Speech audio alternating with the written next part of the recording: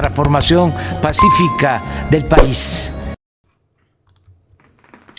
Amigos, bienvenidos a una nueva transmisión más a este su canal Pregoneros de la 4T, en busca de información para esta cuarta transformación. Servidor Irving Rodríguez, transmitiéndoles desde el día de hoy. Nos seguimos encontrando en este lunes 26 de febrero del 2024. Si nos estás viendo por primera vez, muchísimas gracias por tu tiempo y por tu espacio. Solamente pedimos el apoyo con la suscripción, para que cada día podamos ser más en esta gran familia pregonera. Señores, vámonos de lleno a la información, porque se reunieron, como ustedes pueden ver atrás de su pantalla, tanto el senador César Cravioto, la ministra del Pueblo, Lenia Batres, y de igual forma Rafael Barajas, en estos diálogos de democracia que se están dando. Y no perdió la oportunidad la ministra Lenia Batres para dar su punto de vista y de igual forma hablar sobre lo que simplemente se pretende o piensan hacer los jueces. Hablar sobre esta situación que se vive ahí en el Poder Judicial y cómo simplemente han hecho de las suyas durante todo este tiempo al bajar reformas que pudieron haber ayudado a los ciudadanos.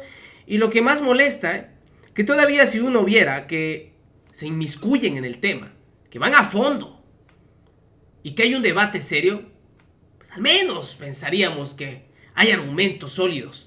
Pero recientemente simplemente se van por la forma, inmiscuyéndose en cómo hace su trabajo el Poder Legislativo. ¿Sí? Y ellos haciendo de las suyas.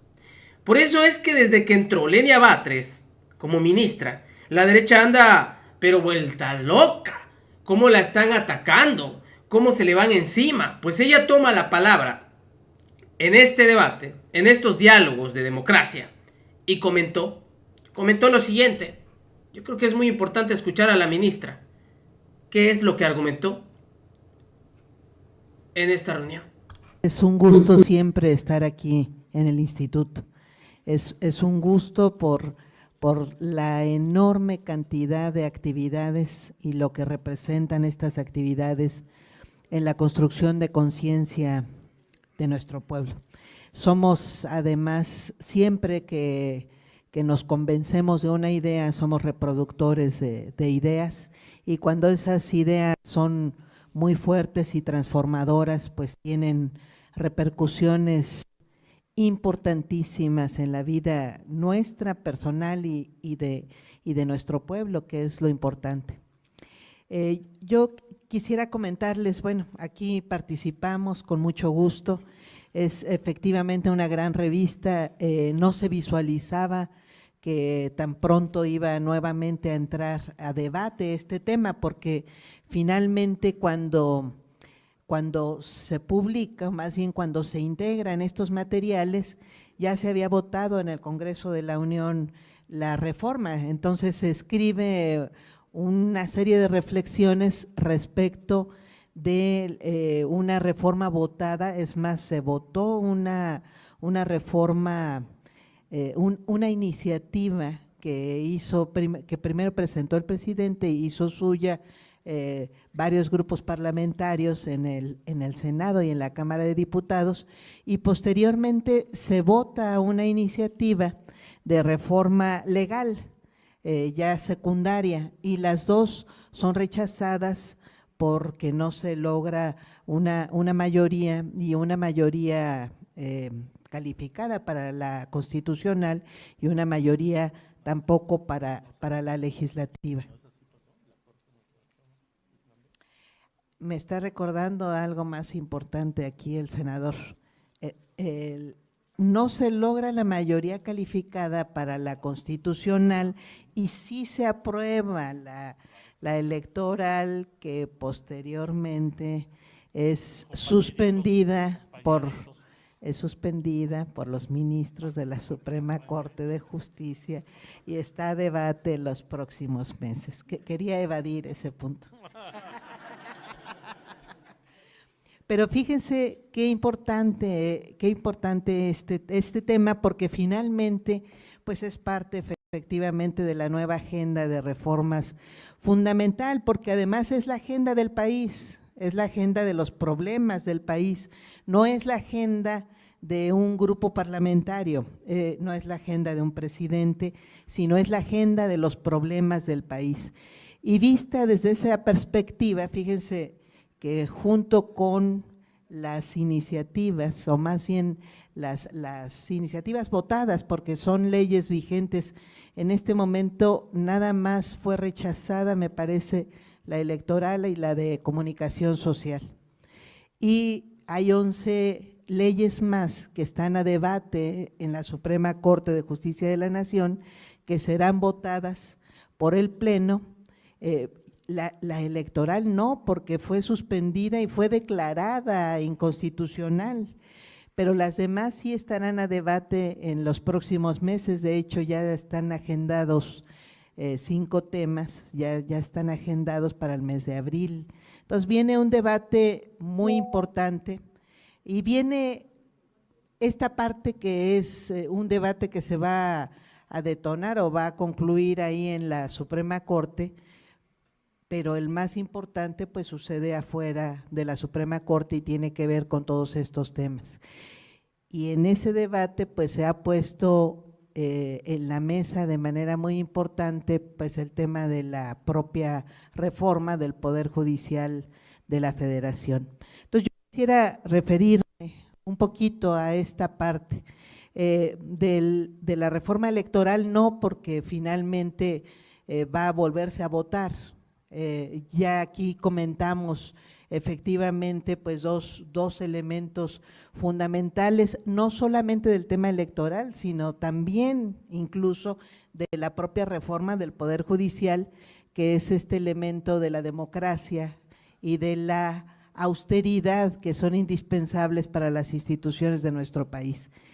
En cuanto al tema de la reforma del Poder Judicial de la Federación, que se ha concentrado en la posibilidad de elegir en la forma en la que se designan ministros y ministras, que se ha propuesto que sea vía la elección popular.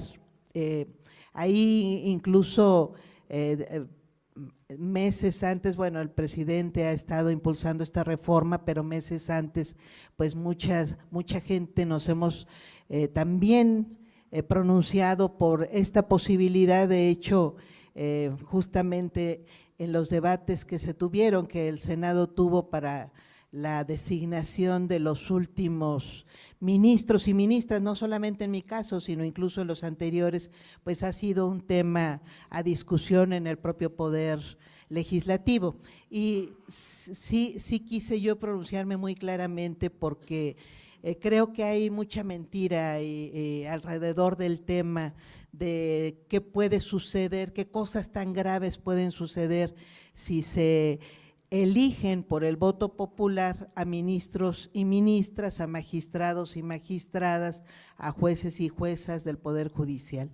Entonces, por eso es que quise abordar el tema muy abiertamente y lo vamos a seguir abordando porque además lo siguen preguntando en la prensa y yo creo que se pensaba que íbamos a dejar de abordarlo porque ya nos habíamos integrado al Poder Judicial. En algunos casos algunos ministros sí han dejado de o no quieren hablar del tema. Pues en mi caso yo he asumido y creo que debo manifestarlo, que si bien estoy impedida para pronunciarme abiertamente de temas que puedan ser parte del voto dentro de la propia Corte, eso no significa que deba ser indiferente a los problemas del país y tampoco significa que deba ser hipócrita sobre temas en los que es muy importante opinar, pero además en los que ya he opinado, en este caso de la propia elección. Entonces, fíjense que ya en aquellos debates en el Congreso hablábamos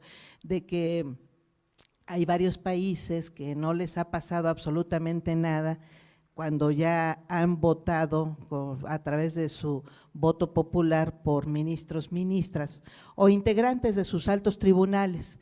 Uno de ellos está en América Latina, que es Bolivia, que no ha dejado de hacerlo, tiene ya una regularidad institucional al respecto, pero hemos sabido de otros casos que son muy interesantes porque luego desdeñan los casos de América Latina como si fueran menores, ¿no? O representaran menos en términos de la democracia que hemos ido consolidando, logrando y consolidando en algunos países, de manera accidentada en otros porque tenemos siempre una amenaza latente que son los grandes autoritarismos de derecha que amenazan estas democracias. Y tenemos además latentes también algunos intervencionismos que apoyan esas amenazas. Hay un fenómeno aquí en el instituto, lo han debatido muchas veces, que además es muy importante justamente darle esta dimensión que se le denomina el lawfare, que son estrategias ya incluso concertadas de cómo debilitar estas democracias cuando tienen esas connotaciones fuertemente populares.